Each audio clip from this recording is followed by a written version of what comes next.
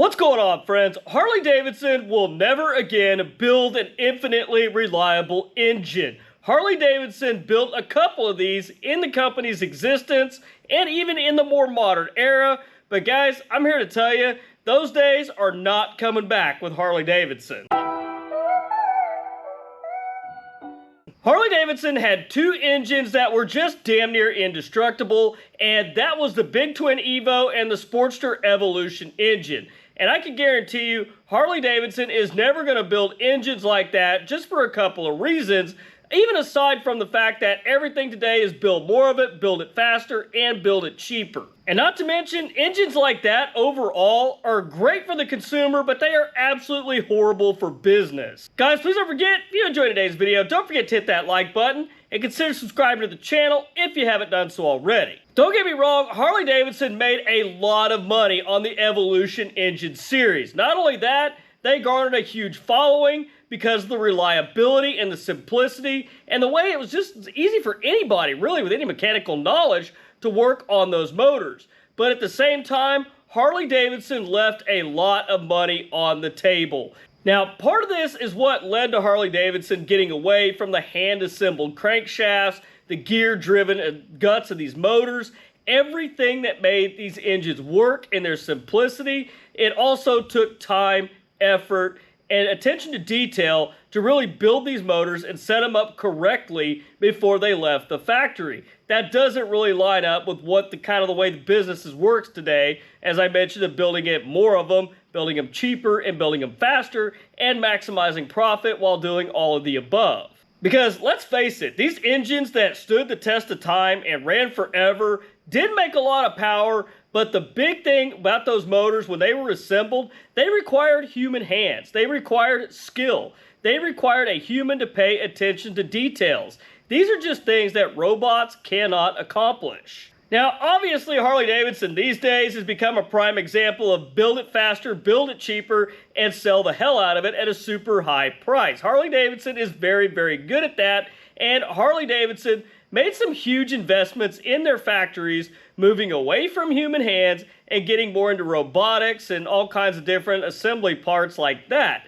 Which is terrible because at the same time, we are losing that skill. We are losing people that know how to set up crankshafts. We are losing people that know how to set the backlash on Timken bearing assemblies. People that know how to do all this stuff, it's being lost, especially at the factory level at Harley-Davidson. Because why would you have somebody sit there and true up cranks, try to make them about as perfect as possible to run with a gear set in the engine right out of the factory, when we could just smash some crankshafts together with a robot and a hydraulic press, send it on down the line, and up production 10 to 1 over what one person can do, sitting down, putting it together by hand, and doing it absolutely the correct way. Let's just slap it together and send it on down the line in mass production and call it good. Will it last the duration of the warranty? Probably so. That's all we need it to do. Now, one thing you have to take into account is Harley-Davidson has looked at a lot of data and making these decisions before they decided, hey, we could get away with doing things like this.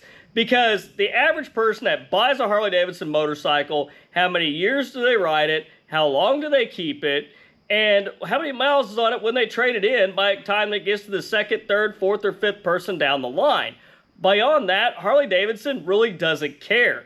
They just want to make these things last till the end of the warranty period.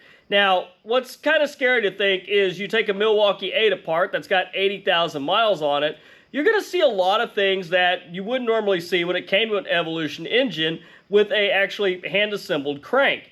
Things you're going to run into is you're going to have a lot of rod play, you're going to have a lot of bottom end issues, some tight spots in the crank. The cranks are a really big issue when the miles pile on these bikes, and it's not much better than it was with the twin cam engine. But a lot of things with the Evolution engine, we didn't have to deal with this because Harley-Davidson put a lot of time and attention and detail into this. And Harley-Davidson, I guess you could say they learned from their mistakes in the AMF years when they went to a more reliable engine. And then I guess from a corporate standpoint, they learned from their mistakes with the Evolution engine by making it too reliable. So as time went on, they kind of basically made it a little less reliable. It gets you through the warranty period, it gets you on down the road a few years, but that's kind of what everybody's shooting for these days, and that's very sad to see. The issue here is that Harley-Davidson really doesn't need skilled labor anymore to build their motorcycles. And that's pretty scary if you think about it.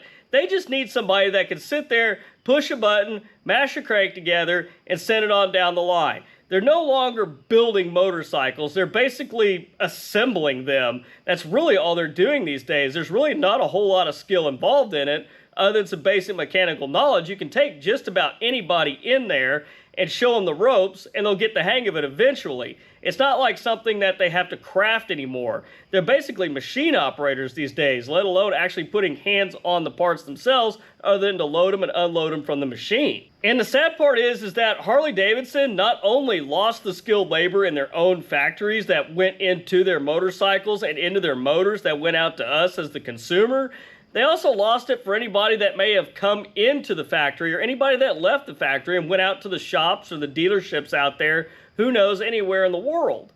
So, kind of a scary thought to think of who's building your motorcycles today. And I remember some comments of folks that were watching the videos that actually worked in the factories, and they were like, yeah, it's not as high quality as you think it would be. But I think we've already determined that with what we've seen with our own eyes out there, different bikes breaking down and some of the issues that we're having.